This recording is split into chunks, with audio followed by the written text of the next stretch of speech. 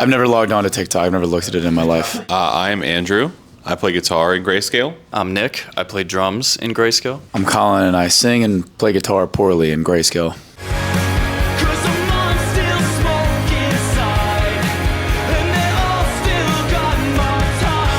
This album, we spent a ton of time in the room together as a band before we like tapped into the computer, and I think just the record as a whole, like a lot of it was cut instrumentally all live in the room at the same time, and I think you can definitely feel like the spirit of that in the record. And Not Afraid to Die, the bridge single specifically, all of the instrumentation was recorded and cut all at the same time in the final version, and it was definitely a really like formidable, important part of this record and the way we wanted to go about it. That's a good question. I don't know, man. That's a really good question. I think we're just like much tighter, better, well-rehearsed version of that younger band. I think it's a lot of the same ethos. I think I'm very like proud of the way we've stuck to putting the art and the process of everything that we do before anything else. But I don't know. I think younger us would be pretty proud of like the way we did this record and what the record sounds like for sure. Yeah. We just love Through the Landslide. It's one of like our favorite songs on the record, and one that I feel we all felt really represents the record as a whole. Like it was Not Afraid to Die and Through the Landslide were kind of the two early in the writing process we identified as like being the ones that we kind of wanted to chase sonically. So we chose Through the Landslide as like the focus track when the record came out, and we decided to do like an acoustic version, a live version. We have like a sped up and then like a slowed down, verbed out version. We just kind of wanted to give fans like, you know, as many iterations of it as we could creatively that we were proud of. Yeah. The album version of Not Afraid to Die, it's just mixed differently. So it's the same.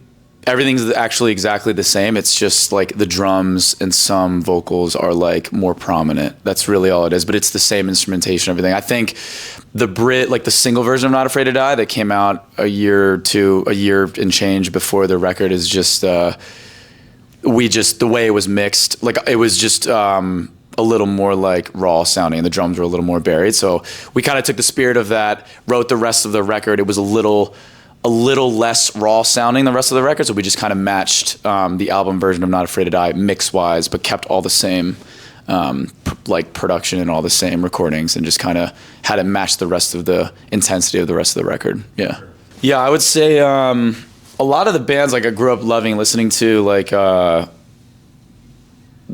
think Bruce Springsteen for me lyrically was a huge one, and just like the spirit of a lot of like Bruce Springsteen records. I think Arctic Monkeys, I think Kings of Leon. Yeah, list goes on. I'll pass it down.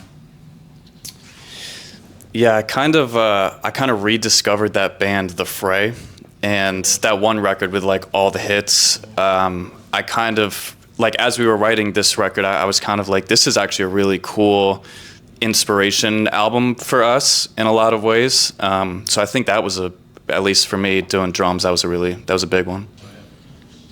Yeah, I feel like a lot of the there's a lot of like guitar on the record, but there's also a lot of guitar that is like very atmospheric and things like you don't even necessarily hear right away. I was listening to a lot of Leon Bridges the last couple of years. He's like one of my favorite artists, and a lot of like they did that record with Khruangbin, and like a lot and all of his other records too. Like there's like lap steel guitar and hey Darby, what's going on? There's like a lot of like lap steel guitar and really cool like atmospheric, just like little notes. And within this record, if you're listening, there's all kinds of like really like cool super verbed out guitars and just kind of like, I don't know, like emotional kind of like pulling guitar sounds, and that's kind of like what I think inspired that. I think one more thing. Yeah. One more thing referencing what Nick was saying with The Fray too. I think it's a lot of piano on the record. There's a lot of piano on like every Grayscale record really, but I think this one sonically we were really inspired by The Fray and that band Keen with like the actual sounds of the keys that we use. Like we really dialed in those two bands as like reference for a lot of the songs. Yeah. What would it be and what movie would it be? Oh man. Bro, okay. Well, we'll skip that. We're not gonna. No, dude. We can't. You can just remove this entire thing from the interview. Sinners. We went. Yeah, we went to see Sinners. We hate watched a different movie recently, but we'll just skip over that. The last movie we saw seriously was Sinners. Nick and I went to see it. We were stoned in a mall parking lot in where? El Paso, Texas. Oh, it was El Paso. Yeah. In El Paso. Yeah, we went to see Sinners at this sad little movie theater. It was a good time. It was a great movie. Yeah. It's a really interesting plot. I feel like Not Afraid to Die could fit in that one. Yeah, it'd be great. Yeah, Well, it's vampire. There's vampire-related ending, and I feel like vampires don't really fear anything. It seems like they just Werewolves, seem they fear werewolves. they fear werewolves and garlic. Yeah. Why garlic? I don't know.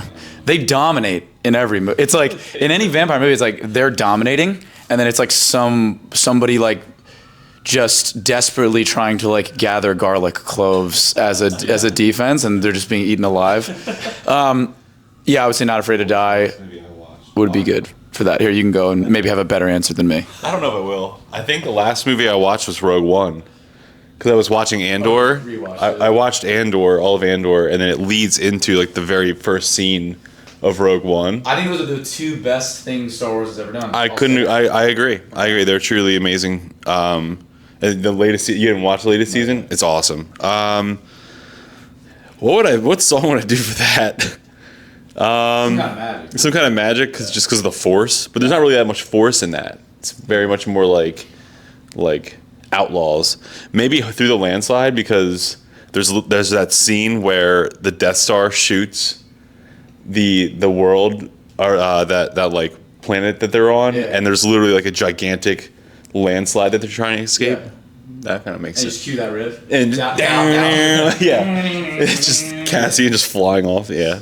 Kind of sick. I don't know. I think the merch is just, to me, has always been kind of an extension of us as artists and as a band. And like, I think when we were younger and we, go to shows and get merch, I think we just sometimes we'd be disappointed in like wearing a T-shirt that shrunk and kind of fell apart after a couple washes, and so we just put the extra time into sourcing the blanks and like the print methods, and really like take our time. Like even if it takes a couple iterations to go through like which print style we do on certain garments and how it looks and how it washes and all that stuff. We're pretty attentive to that, and I think it's just like a cool, fun thing. We all want people to wear merch that like they love and can wear every day, not just kind of to shows specifically, I guess. Yeah. We just did like custom necklaces, like clover pendants that I thought were really cool. I really like the base. We did a baseball line. Yeah, we did a baseball line a while ago. It was cool. And, like baseball. Yeah, it was cool. That was really cool. Yeah. I'll go down the line first. I can just give you albums. I'm more just like run albums more than songs specifically, but it's that new Bon Iver album. Bon Iver. Is it Bon Iver or Bon Iver? I always said Bon Iver, but I was saying Bon Iver until somebody corrected me. Okay, I'll start over. Okay. Bon Iver's new record, John Bellion's new record, Sam Fender's new record, Fontaine's DC, Wonder Horse. Those are like the five artists I've been kind of listening to. I don't really know songs. I'm more of an album guy. I'm so bad with these questions on the spot because I can never remember. But I have. Lie. Yeah, I might just lie. No, I've got one. The other night I was listening to Hot for Teacher by Van Halen on repeat because I really want to learn how to play that intro so that we can then play it as a band, as a joke at soundcheck. Finally. Yeah. Yes. Dude. So it's going to take a long time. That's what I'm talking about. Yeah, that's one song, but here you go. Doing our specific songs. I have to just look up the names because I'll never remember the names. Off the new Leon Bridges record, there's I think it's That's What I Love. That's What I Love is the second song off the record. It's awesome. I was on a Megadeth kick for a little while. Symphony of Destruction. I was like I don't know. I've been listening to them a bunch. Gary Clark Jr. just released a new record. I've been listening to that a lot. It's sick. We actually saw him when we were in Australia. It was really cool. Been listening to a lot of guitar music. So I've been listening to like Extreme and then Panama by Van Halen is always on my rotation. Would you like me to let this train go by first? Yeah. Okay. Dallas and I went to Arizona and we did a couple sessions with John from the Maine, who's a friend of ours, and he's an excellent writer. And we, just the three of us. It was kind of the first time of us, like, I think we had done Warped Tour with the Maine before. I don't know if this was before or after we did that tour with them way back. Can't remember, but we had a great time, just like the three of us. First time we were all kind of in like a creative setting, and we just, it came together pretty quick, and it was really fun. I think Dallas and John's brains work pretty similarly.